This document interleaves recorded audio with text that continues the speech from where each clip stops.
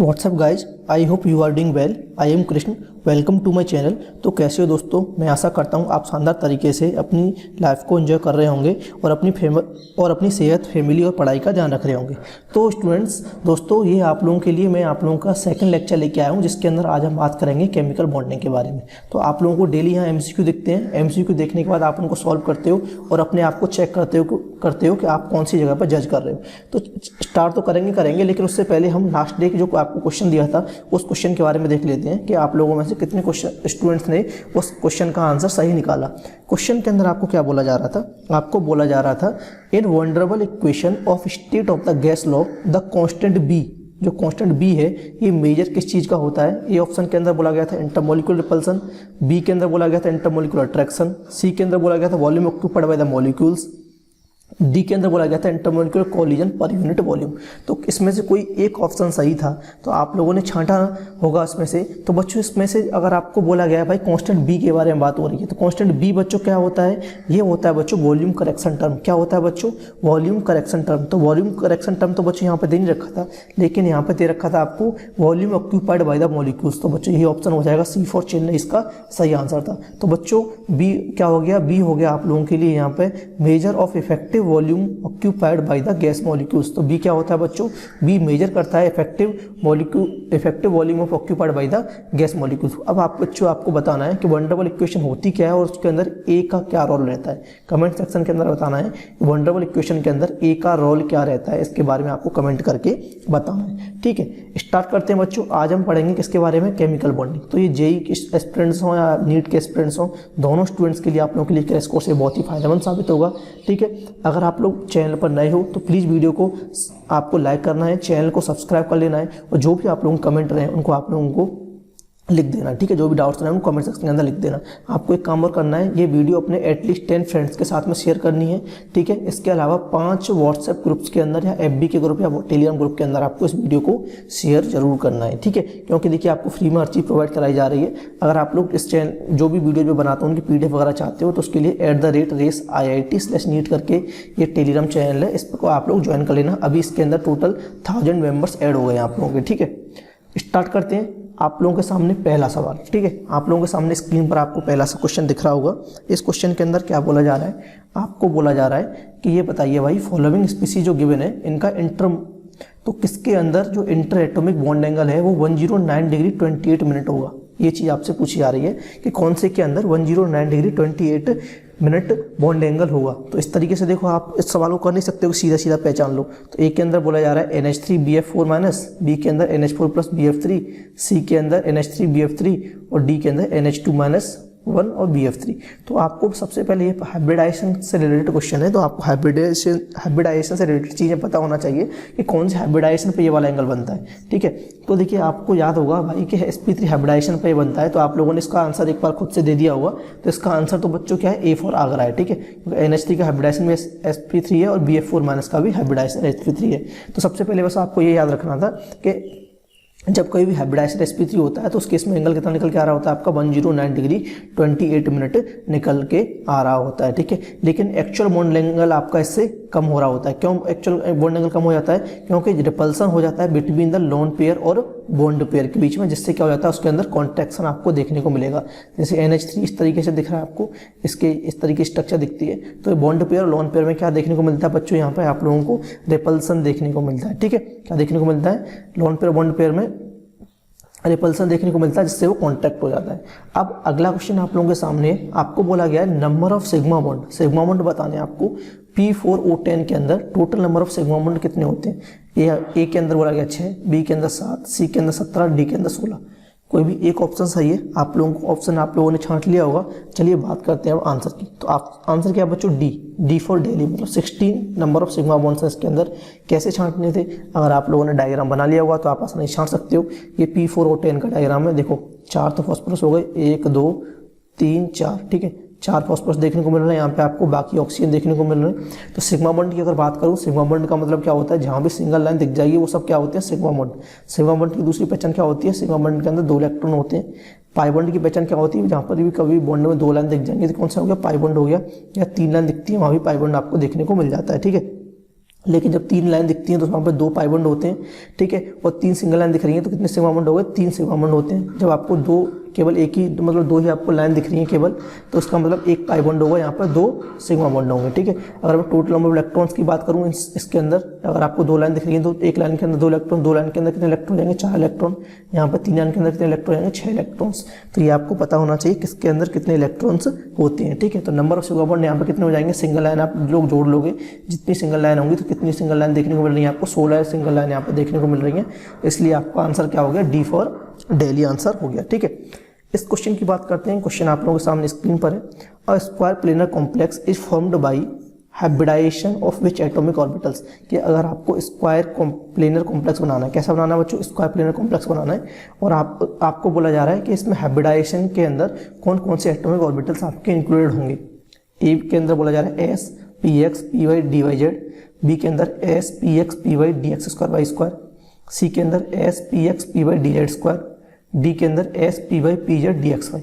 देखिए बच्चों, आप लोग वीडियो को शेयर नहीं करते हो अपने दोस्तों के साथ में, आप लोग अपनी वीडियो को इनको मैक्सिमम से मैक्सिमम शेयर कीजिए, क्योंकि देखो आपको फ्री में आपको पूरी वीडियो प्रोवाइड करा रहा हूँ मैं, बिल्कुल भी आपसे पेमेंट नहीं ले रहा हूँ, फिर भी आप लोगों को इतना तो आपको करना चाहिए कि वीडियो को अपने दोस्तों के साथ शेयर कीजिए, ठीक है।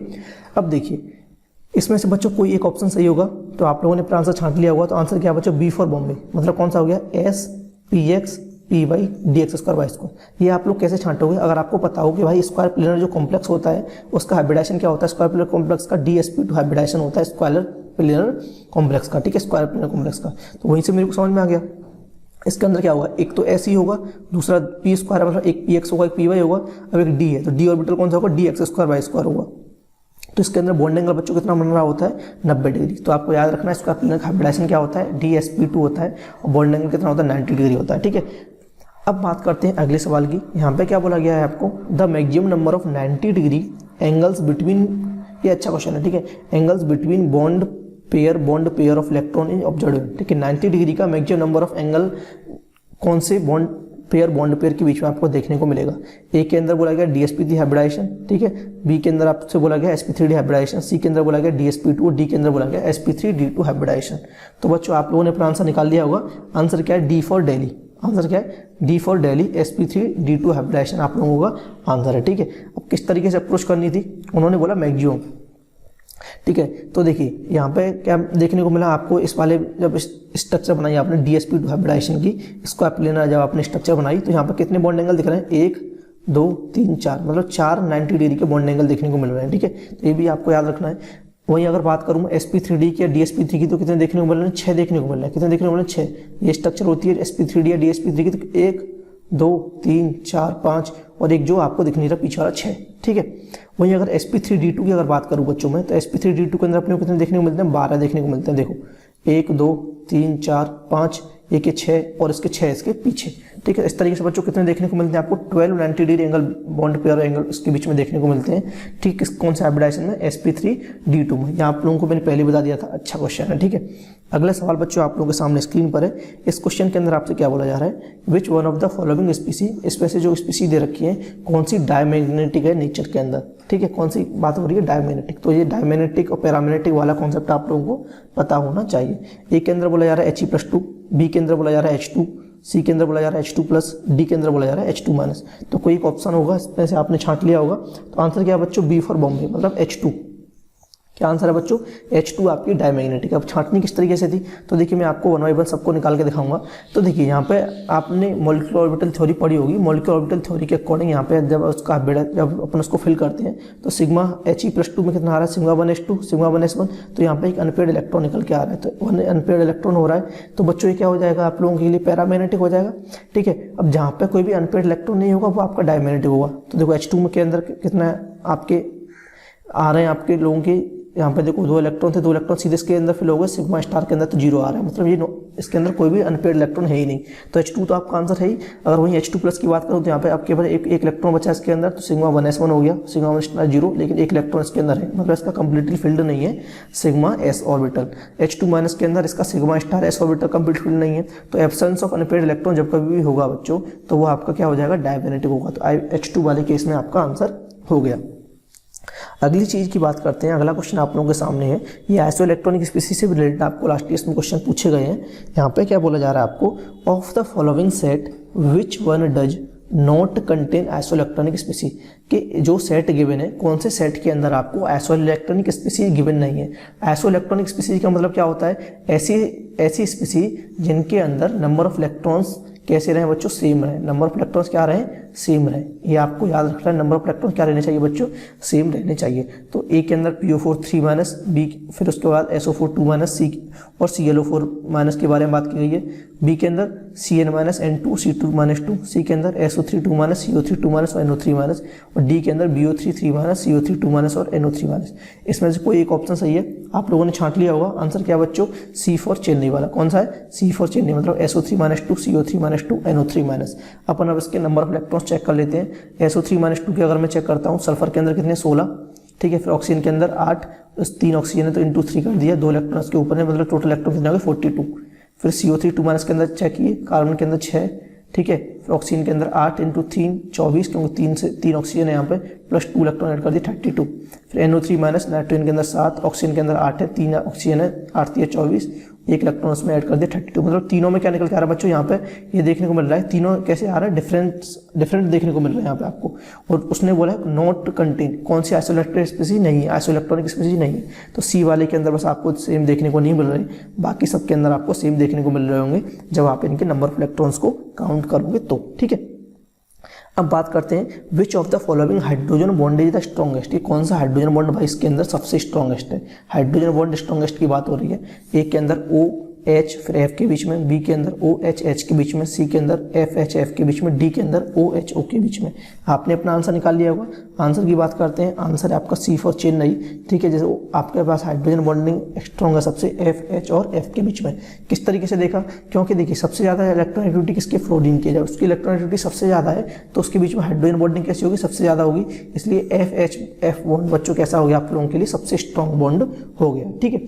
तो बच्चों ये हो गई आज की वीडियो, ठीक है। आज लोगों के लिए बच्चों मैं आप लोगों को अभी इसको एक बार रिव्यू करके आप लोगों को बता दूंगा, लेकिन उससे पहले आप लोगों को क्वेश्चन दे देता हूँ होमवर्क के लिए, जिसको आपको खुद से करना है, ठीक है। क्या बोला जा रहा है क्वेश्चन के अंदर, which of the following species exhibits the diamagnetic behaviour. A के अंदर NO, बी के अंदर O2 2, सी के अंदर O2 डी के अंदर O2। इसमें से कौन सी स्पीसीज बच्चों डायमैग्नेटिक बिहेवियर शो कर रही है, ये चीज़ आपसे पूछी जा रही है, ठीक है। तो ये चीज़ आप लोगों को बतानी है कमेंट सेक्शन के अंदर।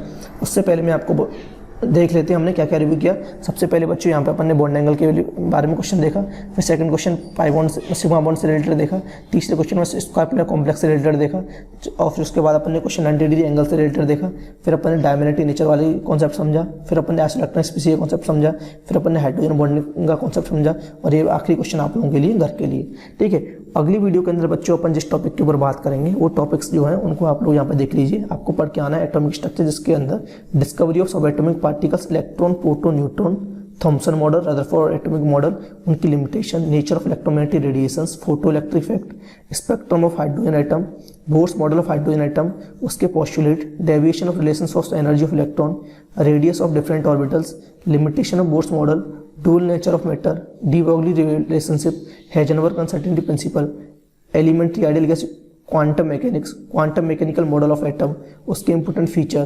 phi2, concept of atomic radius, as electron wave function, variation of phi and phi2 with r of 1s and 2s orbitals, various quantum numbers, principal quantum number, angular momentum, magnetic quantum number, significance, shapes of s and p orbital, d orbitals, electron spin quantum number, rule of Filling orbitals and orbitals, Avro principle, Pauli exclusion principle, Hund's rule, electronic configuration of elements, extra stability of half field and complete field orbitals. इसके अलावा बच्चों जो आप लोगों के लिए crash course की एक थ्योरी वाली वीडियो भी पैरेलल में चल रही है, उस वाली वीडियो को भी आप लोग देख सकते हो प्लेलिस्ट में, ठीक है। उम्मीद करता हूँ बच्चों वीडियो पसंद आई होगी, लेकिन जाने से पहले आप लोगों से एक रिक्वेस्ट है कि अगर आपको कहीं भी पानी वेस्ट होता हुआ दिख रहा है तो वहाँ पे पानी के टैप को तुरंत बंद कर देना है और अपने आसपास बच्चों आपको साफ सुथरा बनाए रखना है। मिलते हैं अगली वीडियो में, तब तक के लिए बाय बाय, स्टे ट्यून्ड।